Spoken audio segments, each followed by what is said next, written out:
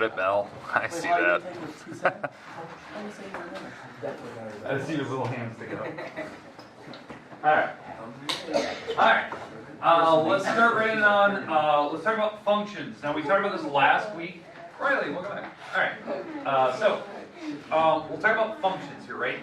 Functions are when you plug something into an actual like expression or some type of equation. So you plug in some, which I'll call a domain number, right? You're plugging in some domain, then one answer comes out of that thing, and we call that the range. Okay, so this is the range. Now the function itself, it's kind of like, I always think of it like a calculator. It's just doing some computation, some calculation, and it's spitting out an answer. So what you need to be aware of when you're doing your homework today, a lot of the questions will ask you, is this picture a function or not? The thing that I'm going to test you on is coordinates and graphs today, not tables or anything like that. So, if I give you a bunch of coordinates here, I'll give you two different examples. So here's one example. Let's say 1, 3, 4, 3, 5, 2, and 6, 8. Okay? Is this a function? Yes. Yes. Why? Because you can do a horizontal line. Vertical. Vertical. Yes, vertical. That's what I'm looking for. Vertical. But yes, I like what we said over here. Okay? That yes, every x has exactly one y number coming out. Now, did I care that the y number repeated? No. Not at all. I don't care what the numbers are. Every x has one answer. The ones that would not be a function, like this example, I have a problem with this. Jeez. I need that many commas. Let's go to 5, 6, 2, 7, 5. Okay? The only part that this one, that there's a problem with this is not a function. So this is not a function, and that's what you'd have to write. The reason why is right here.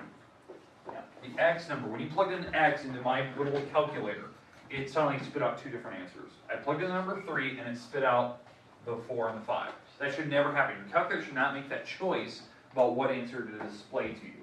That is not a function because of that. Does that make sense? Yeah. Now, you are technically right. We talked about the vertical idea, vertical line test. That's the graphical way of checking. Is it a function? These are types of relations. Relations are a way that they display data to you. So they could write coordinates on, just a bunch of them. They could write tables, mappings. I think the ones that I'm going to test you on today is definitely the coordinates and then the graph. So let's look at a graph here.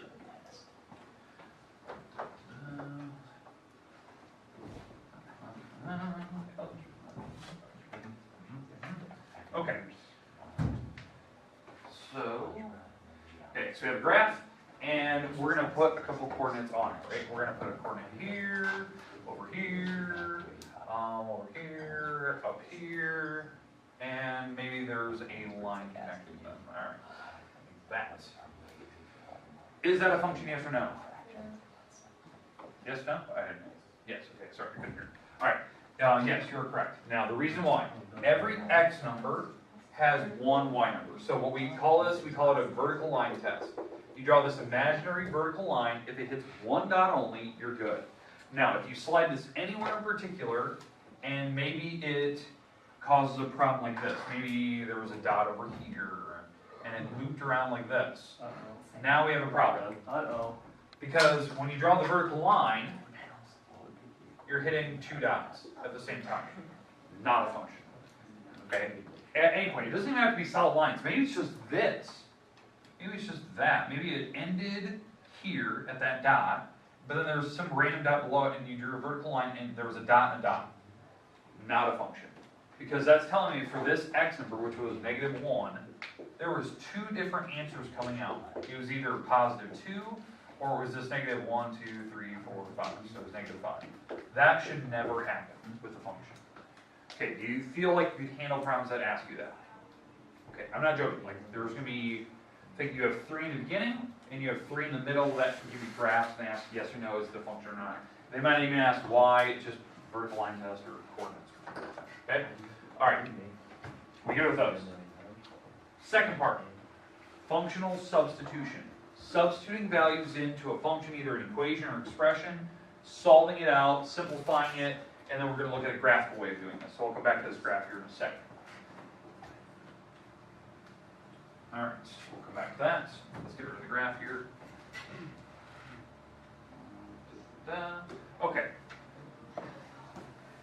So on my functional substitution, let's say that I give you a function. In fact, I'm going to give you a couple of them. So let's say this is x squared plus 4, and we have h of x, which is a 3 plus 5x, and g of x, which is x plus 1 divided by 2. Okay, these are my functions. And off to the side, they have you, maybe this is problem number 12, let's say. And it has you going, I want f of 3. And problem number 13 has, I want g of 8. And 14 has, I want h of x plus 1. I use 1, okay? So maybe these are my 3 problems they have off to the side, and that's what they asked for. What we're doing is we're substituting. We're plugging in these values, or whatever this is, this expression I should say. We're plugging those into here, in one of these. So you have to identify which one are they talking about, where do I need to plug it in? It's substituting, right? So let's do the first one, 3. Which function do I have to plug it in? F, that one, the top one. I'm plugging in there. They're replacing x's with the 3. So I'm going over here, and I'm plugging in 3. So 3 squared plus 4. So that's 9 plus 4, which is 13. That's what I want. That's what I want to see on paper. Make sense? All that? All that. Now, let's go to the next one. Now, if you can go from here to here, that's fine. Now, this one, 8. Okay, I have to plug 8 into, actually this one. So I have to plug 8 down here. So because I'm using the g function, I'm plugging 8 into it. So this is 8 plus 1 divided by 2. That's 9 divided by 2, and you're absolutely right, 4.5. Okay, or 4.5, whatever you want to write. If you want to leave it 9 over 2, fine, Danny, move on to the next one. You're showing me that you know which one you're plugging it into. Can you get it down to a single number or fraction? Something simple. Okay, now let's deal with the bottom one. H of x plus 1. Okay, let's deal with that one. So h of x plus 1. I have to find the h function, which is this one, and wherever those x's, so in this case there is an x right behind the 5, I have to plug in an x plus 1 into that spot. If there's multiple x's on this problem, like that, well then I have to take all the x's out and put an x plus 1 wherever they're at. That can be the complicated part. So you've got to be fully aware of where you're plugging in the x plus 1 into this h function, because you're plugging into all the different x's that you see. Well, I only had one x, so the x plus 1 was there, so I distribute over it. So that's 5x plus 5. And I have to add 3, so my final answer is 5x plus 8, if I simplify it. Okay, you don't have to factor apart, nothing like that. You're just simplifying it down to a single expression. Something, it could be a binomial, trinomial, I really don't care. But you're simplifying it down. Does that make sense? Yes. Okay, I'll show you the reason why we're doing that later. That's actually the stuff we're going to do Thursday, which can be pretty tough. It's actually one of the first part of Calc 1 that we need to make sure we have a great handle on. So, okay, we good so far? Have I lost anybody? Good. All right, let's move on. Let's do the substitution stuff now. So let's do it for a graph.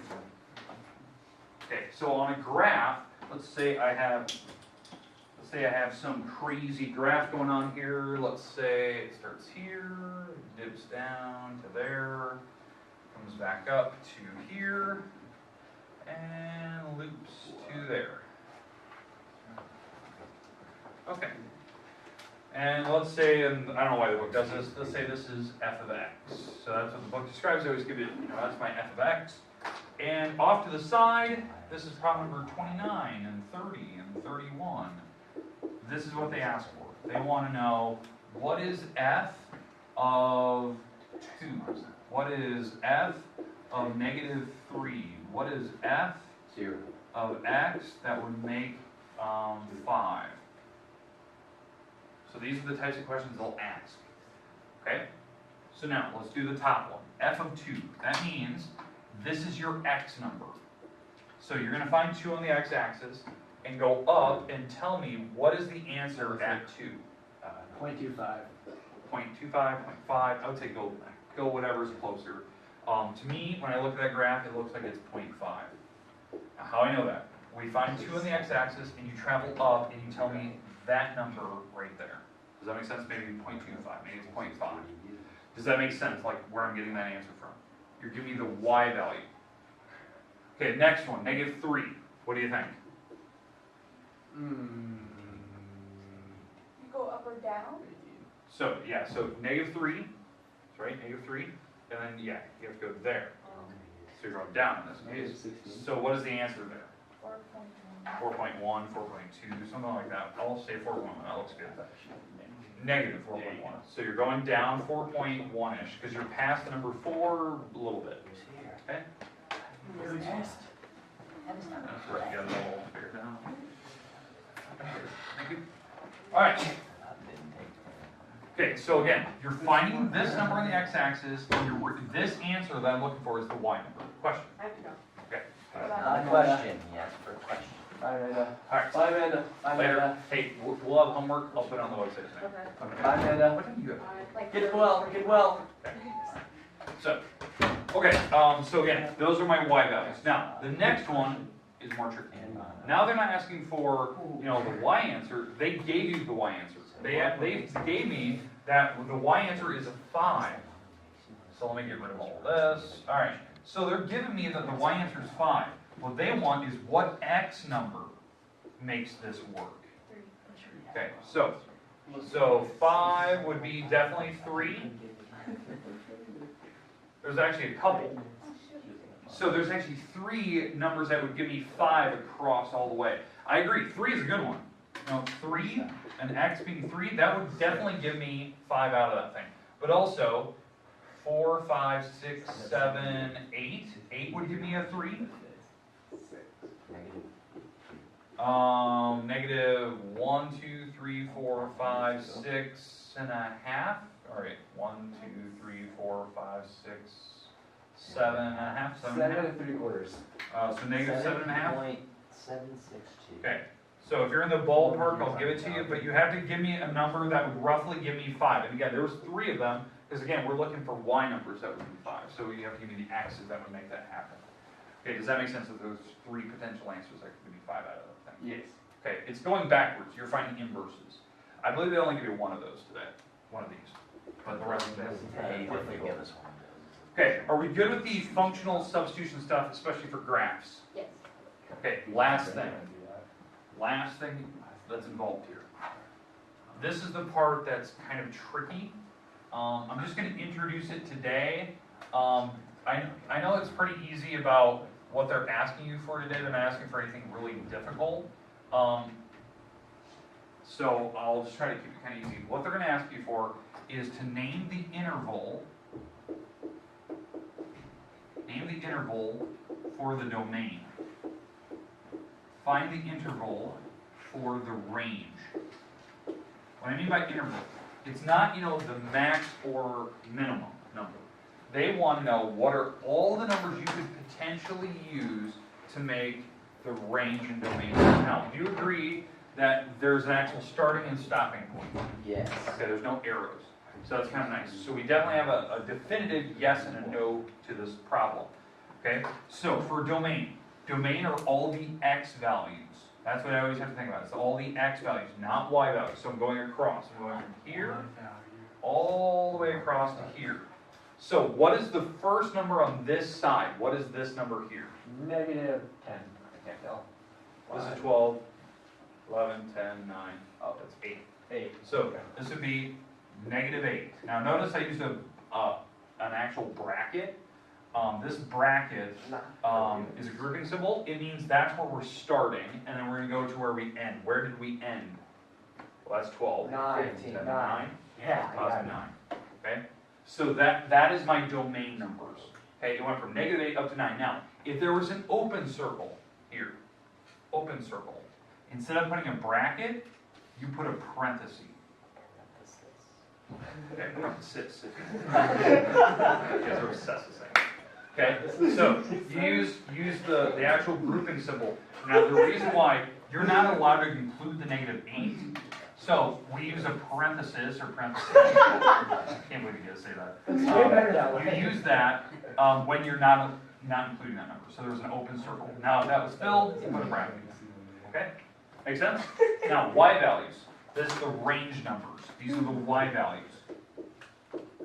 Okay, for the y values, it's going from bottom up. Okay, That's what we're looking at. Bottom up. So what is the lowest number that we hit? 4.198. Negative 4, okay? So we're gonna start with the bracket negative 4.1-ish, up to, what was the highest peak? Well, that would be here, that's 16. 1, 2, 3, 4, 5, 6, 7.5, 7.5, 7.5, and it was a filled-in bracket. If there was an open circle at the top, or open circle at the bottom, you'd put parentheses or parenthesis. I can't remember that. I forgot that it's actually parentheses one day. We were gonna say the stats and she said parentheses. I was like, that's how you say it. That's how you really say it. Okay. Can't believe you just say it. Alright, now, does that make sense? Like the grouping symbol. Now, if there was an arrow, let's say that it went an arrow like this. Oh, the thing was for Arrow. infinity. Yeah, we're going towards negative infinity. So on this problem, there is no bottom value for the y, right? There was no minimum, because that arrow went down. So that means where we're starting, the lowest point was down this direction, right? Down there. So that means we have to start at negative infinity, that direction. Notice the parentheses, because it's not an actual number. We're starting way down there, and we're going up from there. We're going up to positive 7. Remember, low number to high number. Negative infinity up to negative positive 7.5 for the range. If there was numbers for the range, or domain, because that arrow keeps going that way, that means up here, I went from negative 8, not including, all the way up to positive infinity, because that arrow still is going that way. And that's not included. So the domain changed as well, because the arrow didn't stop. I'm still using all these x numbers, so there's no big number for x. It keeps going. Okay, does that make sense using parenthesis or a bracket? Knowing positive and negative infinity, it's directions. Okay, I'm going to give you your homework. I think we have enough notes on that. Word, you gotta start saying parentheses. I can't do it. That's the way. That's how you say it. It actually makes me cringe. If you Drop the Google it, that is how they parentheses. say it. That is how to properly I'm say not it. going to believe Google on everything. You need to. What if Apple would say that that's how you say Then it? yes, we'll go with it. Okay, let's go find something around. Just keep saying parentheses. Okay, I'm gonna go ask Siri how to say it. No, I don't like that. Alright. Yes. So, alright, here we go. Page 159, you will not need graphic or anything like that. Page 159, numbers 3, 4, 12 through 26 even. 28, 29, 57, 57 through 63, the odds. 65 through 77, and number 81. All right, now, there's one problem that I forgot to tell you about. I forgot to tell you. It's right here in the middle. It's right in this general area, the first few here. Okay, what they're going to ask you for, they're going to give you a formula, like a function, and they're going to say, is this a function? They don't give you any coordinates. They don't give you a graph. What I would recommend, the easiest way to do it, graph it in Google. Just have Google type in that function, whatever it is, it will graph it for you, and then you can check to see whether it's a function or not by doing the vertical line test. What we'll do is we'll come back to this idea. So I would just say graph these in Google to search it, or go to Wolfram Alpha and type it in. If they give you an f of x, just replace that with a y, and type in whatever they're going to give you, and graph it in Google to see is it a function or not. So it's a yes/no question. So a lot of those are yes/no. Is it a function or not? Okay, so there you go. Okay, the rest of the time is yours. You will not need graph paper or anything like that. Just ask this simple question. Okay, the rest of the time is yours.